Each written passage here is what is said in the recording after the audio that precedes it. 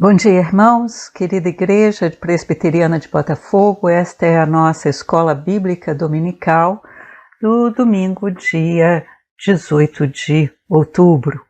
É um prazer sempre estar aqui com vocês, é bom compartilhar e por isso nós temos um desafio para você: convidar outras pessoas que queiram ser amigos da Bíblia, estudar a Bíblia. Nosso objetivo é ter pelo menos 100 pessoas compartilhando nossas classes de escola dominical. Você aceita o desafio? Então vamos orar pedindo a orientação do Senhor para a nossa classe. Senhor nosso Deus e Pai, nós estamos reunidos para aprender mais de Ti. Que o Senhor abra os nossos olhos, abra o nosso entendimento, abra o nosso coração, para que nós possamos ler a Tua palavra, ouvir a reflexão de hoje e entender com o coração e sermos pessoas melhores na vida diária. A nossa oração é que o Senhor esteja conosco, nos inspirando sempre, a cada dia. E nossa oração nós fazemos sempre, em nome de nosso Senhor, nosso Salvador, Jesus Cristo. Amém. Então, irmãos, nós terminamos domingo passado uma aventura maravilhosa que foi com José e hoje começamos uma nova. Agora nós vamos estudar um outro personagem marcante para a vida do povo hebreu, para a vida da igreja, para a nossa vida. Nós vamos falar sobre Moisés.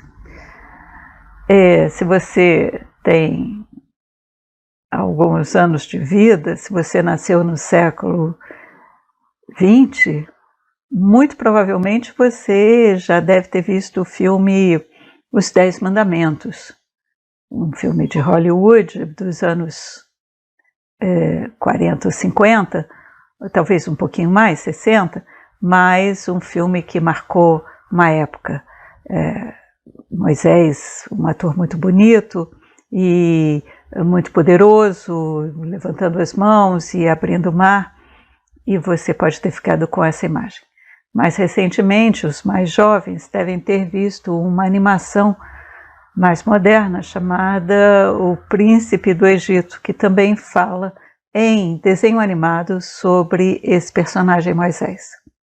Nós vamos falar do homem real, do ser humano igual a você, igual a mim, aquela pessoa que tinha suas dificuldades, mas que conhecia e reconhecia Deus em sua vida.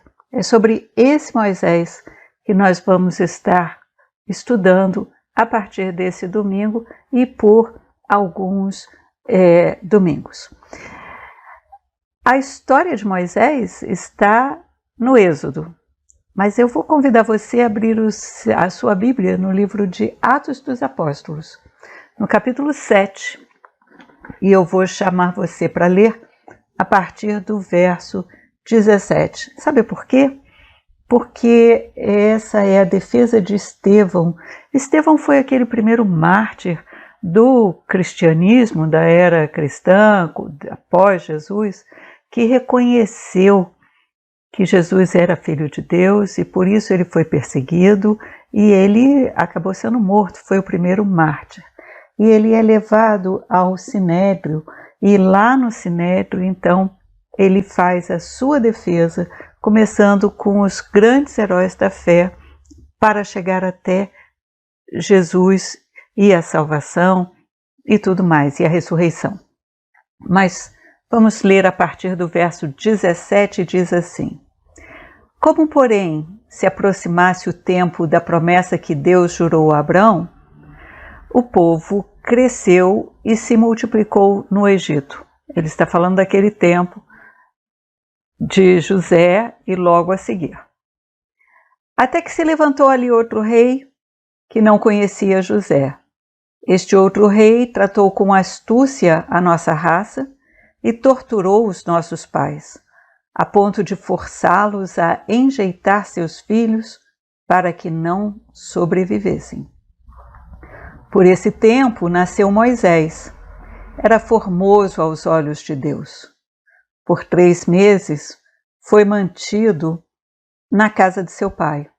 Quando foi exposto, a filha de Faraó o recolheu e criou como seu próprio filho.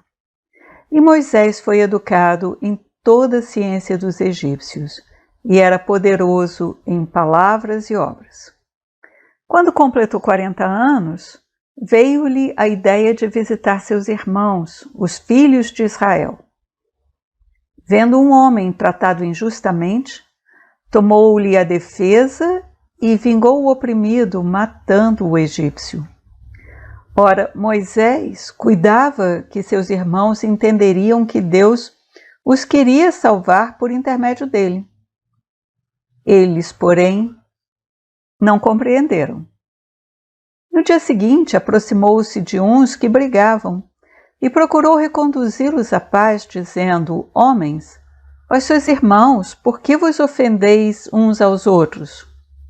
Mas o que agrediu o próximo o repeliu, dizendo: Quem te constituiu autoridade e juiz sobre nós?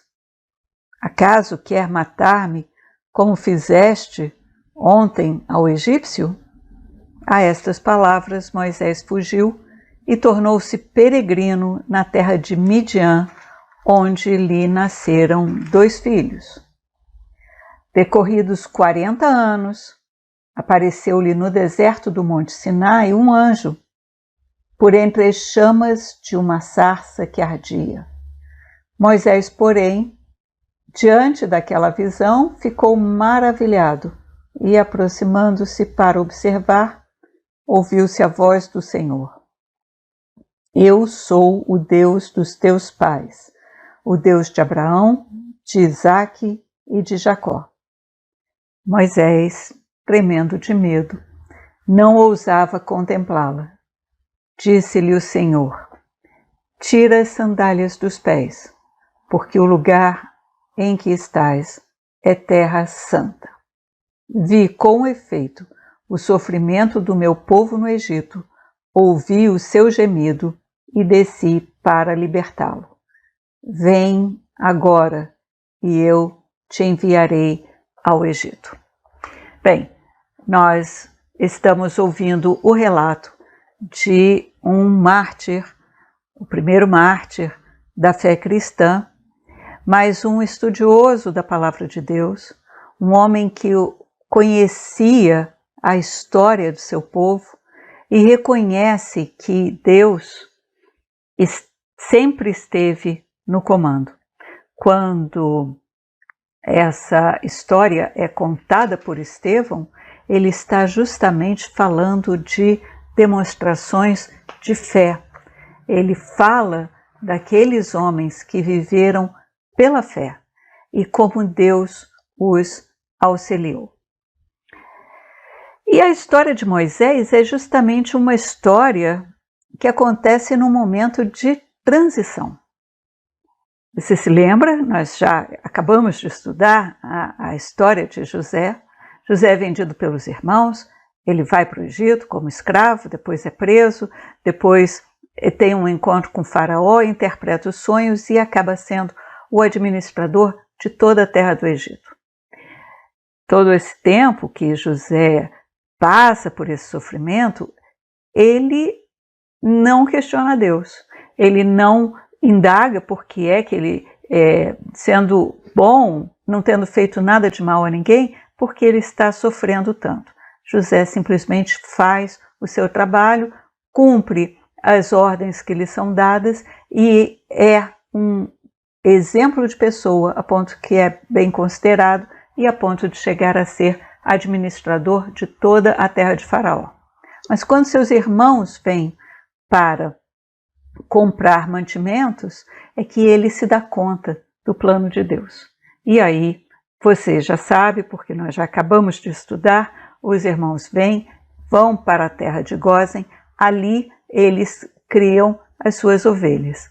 Mas eu quero te dizer que ser pastor de ovelhas no Egito era uma condição muito ruim, era a mais baixa posição na sociedade. As pessoas não consideravam os criadores de ovelha, os pastores de ovelha, cuidadores dos rebanhos, como pessoas que pudessem ter projeção na sociedade. E assim eram os irmãos de José. Mas por amor a José, Faraó deu-lhes uma boa terra, deu-lhes a possibilidade de se estabelecerem ali. Mas você vai se lembrar também, e eu gostaria que depois, se você não se lembrar, você volte ao livro de Gênesis, no capítulo 47, que para administrar aquele período de seca e de fome na terra, José angariou por 7 anos muitos cereais, construiu silos, guardou-os para depois distribuir ao povo. Ele não distribuiu, ele não deu esmola, ele vendeu os cereais que tinham sido guardados para o povo. Então, no primeiro ano, o povo veio e comprou mantimento de Faraó. Quando acabaram os mantimentos que o povo tinha guardado, eles vieram ao Faraó e José vendeu então mantimentos. Só que o dinheiro para comprar acabou, porque todo mundo comprava esses mantimentos. José foi recebendo o dinheiro que o povo tinha, guardando todo para Faraó. Quando o dinheiro acabou, as pessoas disseram: e agora? Como é que nós vamos nos alimentar? Então José disse: mas vocês têm o gado. E todo o gado foi também transferido, a propriedade do gado foi toda transferida para Faraó ao preço do alimento que Faraó fornecia. E no final, já não tendo mais gado, já não tendo mais dinheiro, o povo disse: e agora só nos resta sermos escravos de Faraó e vendermos nossa terra. E foi exatamente isso que aconteceu. José transformou todo o povo, sua família inclusive, em escravos, e deu a Faraó a possessão de todas aquelas terras, porque passaram a ser terras de Faraó. E quando isto ocorre, o povo não fica desamparado, porque José era um homem justo. E os egípcios reconheciam a justiça de José, porque ele fornece sementes e diz ao povo para plantar. Só que esse povo agora vai ser espalhado por toda a terra do Egito. Com isso, há uma melhor divisão da terra, mais plantação, e quando volta a terra, quando volta a chover e a terra volta a produzir, aí nós já temos uma nova configuração de toda a área do Egito, estando ocupada, sendo que os irmãos de José moravam nessa área de Gózer, que foi especificamente dada para a moradia deles. Mas por que nós estamos voltando a essa história de José? Porque nessa época é que se formou a escravidão do povo. Só que era uma relação bastante justa. Mas o tempo foi passando, Faraó, amigo de José, morreu, José morreu, veio outro faraó e depois outro. E assim passaram aproximadamente uns 400 anos. Já ninguém se lembrava de José, mas as pessoas viam uns pastores que eram a escória mais baixa da sociedade, se reproduzindo, se multiplicando, tendo muitos filhos. E, de fato, os hebreus tinham muitos filhos, mais do que os egípcios, a ponto dessa situação incomodar os, vamos assim dizer, nativos. Nativos eram todos, porque depois de 400 anos morando no Egito, todos os que nasciam ali eram nascidos no egípcio, mas havia uma separação do povo hebreu. Primeiro, porque eles eram pastores. Segundo, porque eles tinham culto a Deus, ao seu único Deus, ao passo que os egípcios cultuavam vários deuses. E essa situação começou a preocupar, porque os egípcios pensavam: esse povo daqui a pouco é mais numeroso do que nós, vão nos expulsar da nossa terra, ou vou se juntar com outros povos que venham nos atacar, e aí nós perderemos toda a nossa terra, todo o nosso vigor, toda a nossa força. E foi por isso que um novo faraó começou a abusar, vamos dizer assim, dessa condição de escravos que o povo já tinha há muito tempo. Então passou a dar-lhes tarefas mais pesadas, obrigou que o povo fizesse tijolos. Para fazer tijolo você precisava de palha, e nem sempre eles davam palha suficiente, e obrigavam o povo a produzir muito mais tijolos do que eles poderiam, para ver se diminuía a quantidade de filhos que eles geravam, mas eles só aumentavam. O povo, cada vez a população hebraica crescia mais. E aí as situações mais drásticas, medidas mais drásticas foram adotadas por Faraó. Primeiro ele chamou as parteiras e disse a elas que quando nascessem meninos, quando as mulheres hebraicas dessem filhos homens, que elas os sufocassem já no nascimento e dissessem que foi acidental. As meninas poderiam viver. As parteiras eram tementes a Deus e não fizeram isso. E porque foram tementes a Deus, Deus as compensou. Mas Faraó viu que seu plano não estava dando certo. E aí aumentou a dureza do seu coração e determinou que todo filho homem nascido naquela comunidade hebraica deveria ser morto. Então, veja bem, eles moravam em terras que eram de Faraó, eram escravos, passaram a ser exigidos em trabalhos muito pesados, além de sua capacidade, passaram a ser maltratados no sentido de não ter o suficiente para as suas provisões, e seus filhos acabaram sendo mortos.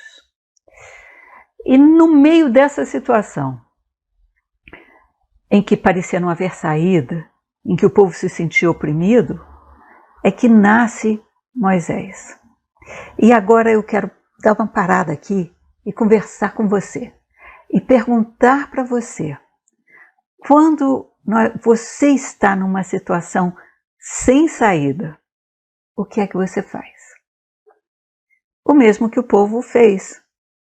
Os contemporâneos de Moisés começaram a pedir a Deus, intensificar as suas orações, as suas preces, começaram a clamar, a pedir com muita intensidade que Deus olhasse aquela situação, porque eles estavam numa situação muito ruim no Egito. E Deus ouve esse clamor e suscita Moisés para libertá-los. Mas a coisa não é fácil, a coisa não se dá tranquilamente. Por isso que eu disse que nós vamos estudar, a Bíblia nos mostra a vida real, diferente dos filmes, diferente da novela, porque ali tudo é bonito, é água com açúcar. Mas quando Moisés nasce, os seus pais já tinham 2 filhos, Arão e Miriam. E quando Joquebede, a mãe, de Moisés, engravida mais uma vez, a família fica em alerta. Se nascer uma menina, vai viver, mas se for um menino, morrerá. E ao término da gravidez, sem parteira, para que não houvesse o risco da criança ser morta assim que nascesse, quando Moisés nasce, ele é uma criança muito formosa. Os pais ficam encantados com aquela criança. E nem pensam em entregá-lo a Faraó como era a ordem. Então agora também vale a pena a gente parar um pouquinho e refletir sobre a questão dos governantes. Nós aprendemos na Bíblia que nós devemos ser obedientes aos governantes. Nós devemos atender a lei, nós devemos cumprir a lei, mas essas leis precisam ser justas. Eu não estou falando para você praticar desobediência civil, não. Nem pensar nisso, porque nós devemos ser obedientes às leis. E graças a Deus, hoje em dia, nos sistemas democráticos, nós temos muitos representantes.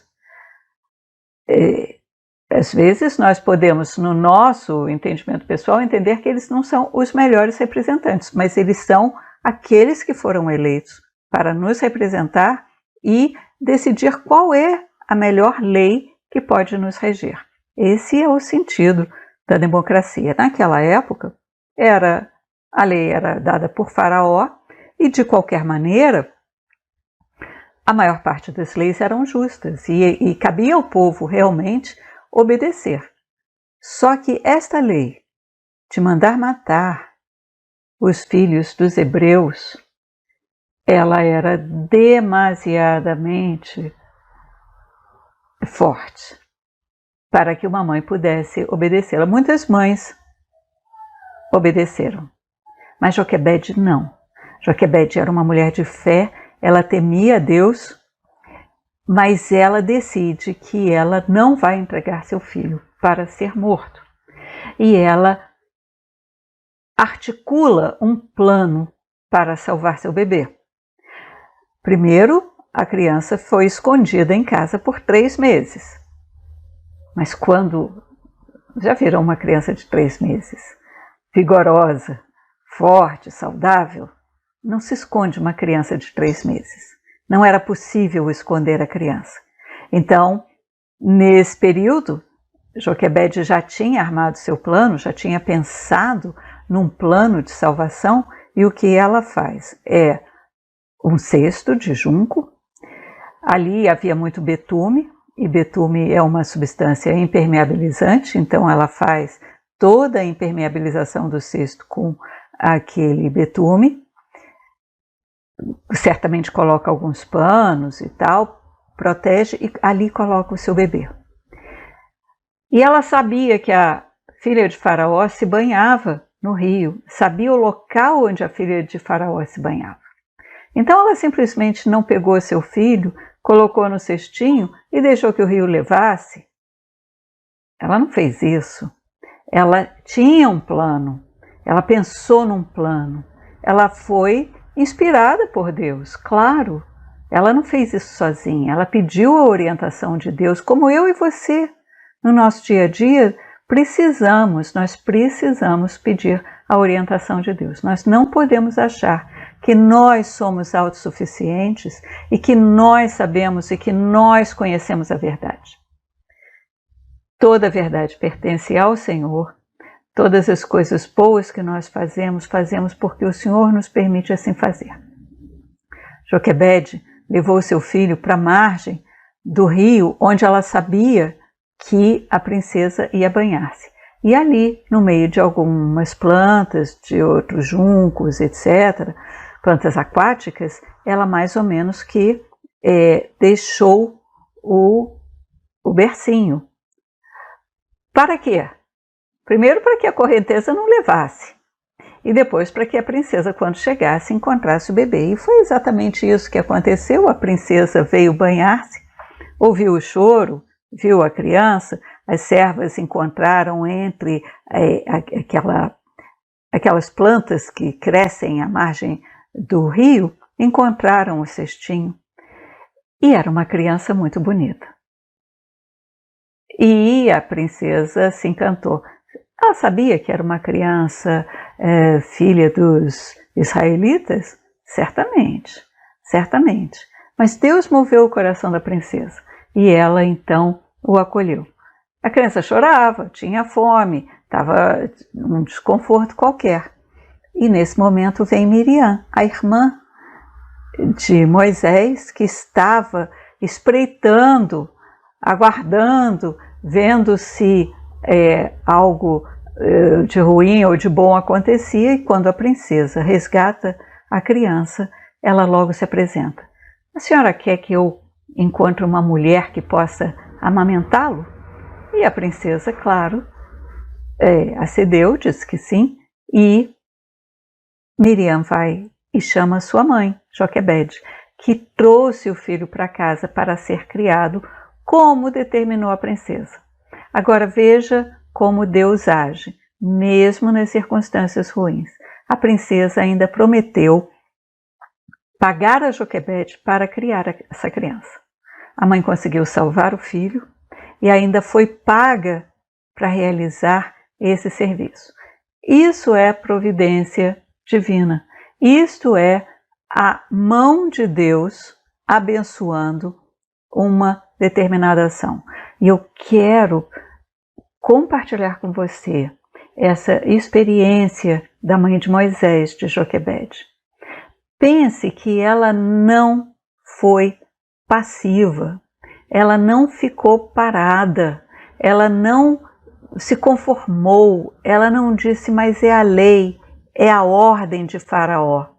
Porque nós devemos nos conformar com as leis e as ordens justas, mas não as injustas.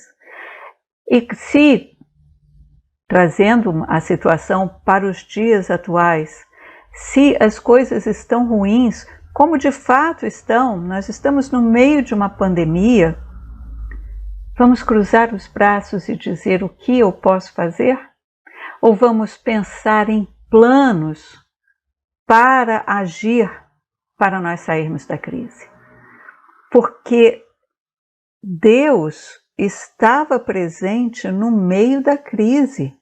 Deus estava junto com o povo, com os hebreus, enquanto eles eram tiranizados, enquanto eles eram escravizados por Faraó. Deus estava presente. E no momento certo, ele agiu. Ainda foi preciso que Moisés crescesse.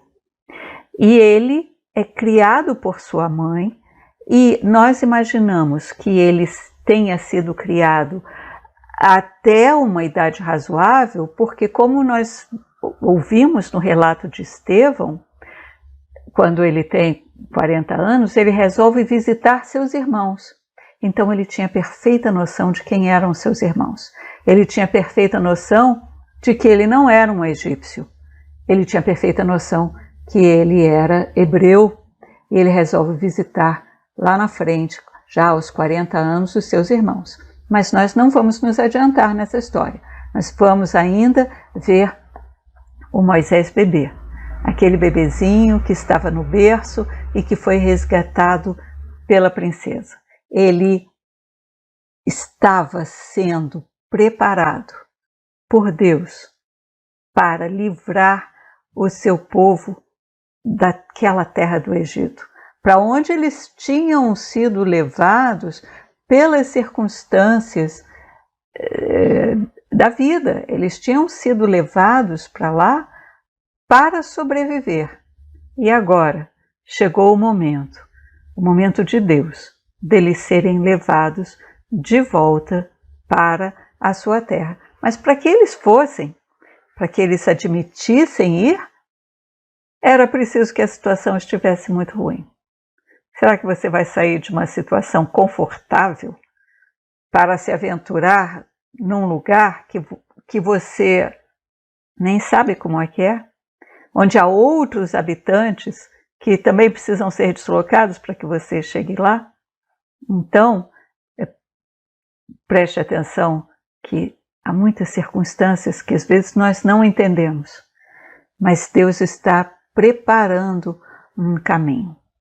E nesse ponto, eu queria compartilhar com você uma preocupação que era uma preocupação daquela época e é uma preocupação nos dias de hoje. É aquela com relação ao preconceito. Havia muito preconceito dos egípcios contra os hebreus. Eles sempre foram vistos como um grupo separado. Eles eram pastores de ovelha. Então aí eu já dei a primeira informação de que eles eram pouco considerados. A atividade primordial deles era pouco considerada na terra do Egito. Eles tinham características físicas diferentes eles não se misturavam, não se misturaram. E com isso, aquele povo do Egito começou a olhar de uma forma diferente para os hebreus, tanto que começaram a ficar com medo quando eles reproduziam mais do que os próprios egípcios. Eles ficaram com medo daquele povo. E, na verdade, os preconceitos nascem assim, da insegurança, do medo, da falta de empatia. Quando eu não posso olhar para o outro e reconhecê-lo como alguém que me toque, eu posso começar a estar desenvolvendo um preconceito. Porque todos nós somos filhos de Deus. Todos nós fomos criados por Deus. Mas quando nós estabelecemos diferenças, aí mora o perigo. Vou só te lembrar da história, da parábola do bom samaritano que Jesus contou, em que um samaritano que não se dava com os judeus socorre um judeu porque aquele era o seu próximo. Nenhum preconceito. Ele via uma pessoa em perigo e ele esquecia todas as diferenças para ajudar aquela pessoa. Mas naquele Egito, naquela época, os hebreus eram vistos com preconceito. E isso prejudicava demais a vida desses hebreus que moravam ali. E hoje em dia? Será que nós não estamos no papel dos egípcios? Nós que temos um país tão grande, nós que temos gente tão pronta para trabalhar, um país cheio de riquezas e possibilidades, será que nós não estamos sendo um pouco egípcios quando nós recusamos as ondas de migração ou imigração que estão ocorrendo com maior frequência? Será que nós não estamos com medo das pessoas que estão fugindo de suas terras natais por conta de guerras, por conta de fome, por conta de tanta situação perigosa? É preciso pensar na questão do preconceito. Nós somos cristãos e nós precisamos entender que, assim como os hebreus foram discriminados no Egito, nós não podemos discriminar outras pessoas que passam por situações difíceis. Essa é uma lição que Moisés nos traz lá dos tempos antigos, de muitos séculos atrás. Veja que a natureza humana não muda muito, mas nós queremos saber exatamente onde nós estamos, aonde nós nos situamos, de que lado nós estamos nessa questão do preconceito, nessa questão do olhar caridoso, amoroso, misericordioso para com os nossos irmãos. Eu e você precisamos estar atentos, porque é muito fácil desenvolver preconceitos e é muito difícil ter o desprendimento de reconhecer pessoas diferentes como filhos de Deus, como eu e você. Então vamos prestar atenção nisso. Mas tem outras coisas que nós podemos falar sobre esse nascimento que ocorre num momento de dor, de perseguição, de assassinato, porque as crianças estavam sendo assassinadas. E será que os pais de Moisés, Arão e Joquebede, será que eles tiveram alguma dúvida? Será que eles disseram para o filho, você foi um acidente? Quantas pessoas, às vezes, são tratadas assim como acidentes? Preste atenção nisso, não há acidentes para Deus. Não há acasos para Deus. Nós temos até um hino que diz, né, que o acaso para mim não haverá, porque o meu destino está nas tuas mãos. Lembra desse hino? Mas, enfim, naquele momento de dificuldade, de transição, de dor, de sofrimento de um povo inteiro, Deus faz nascer uma criança que vai libertar aquele povo. Então, o nascimento de Moisés não foi um acidente. Houve um plano de Deus ao qual Joquebede, a mãe de Moisés, aderiu. Ela teve a capacidade de se insurgir contra uma lei injusta, planejar, e com isso Deus foi capaz de agir. Deus nunca faz tudo sozinho. Nós somos os agentes de Deus. Por isso que eu e você, que somos amigos da Bíblia, que estudamos a Bíblia, nós temos que nos olhar como agentes de Deus e pensar o que nós estamos fazendo e o que nós podemos fazer para honrar os planos de Deus. Nesses momentos de pandemia, nós podemos ter duas atitudes: sentar e chorar ou agir. Pensar em alternativas, descobrir novas formas de viver. Há várias. Nós estamos aqui dividindo essa classe de escola dominical com muito mais pessoas do que nós normalmente teríamos na classe presencial. Veja que essa é uma oportunidade que Deus nos oferece e nós temos que entender isso como um plano, uma providência de Deus e não ficarmos nos lamentando. E outra coisa que é importante você lembrar, Estevão falou, até os 40 anos, Moisés foi criado como um egípcio. Aprendeu toda a ciência, esteve vivendo ali na corte de Faraó. Aos 40 anos, ele sentiu aquela vontade de voltar e ver os seus irmãos. E aí ele ainda comete um homicídio.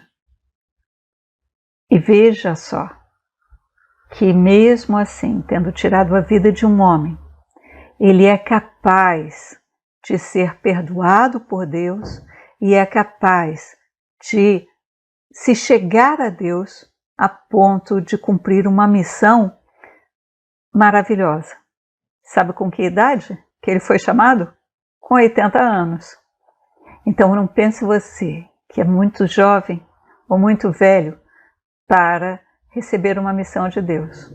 Porque Deus tem um plano e uma missão para cada um de nós. Ele nos trata com muito amor sempre. Mas Ele quer que nós sejamos imitadores de Cristo, que veio aqui ao mundo justamente para nos dar esse sentimento de comunhão, de amor ao próximo, de amor a Deus. Foi isso que Jesus veio fazer. E é isso que nós temos que aprender.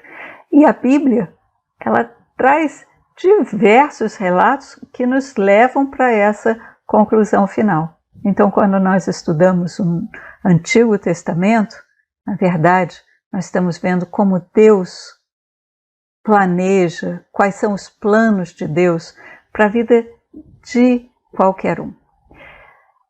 Ao estudarmos Moisés, nós vamos ver um homem de fé, mas a fé somente não é suficiente.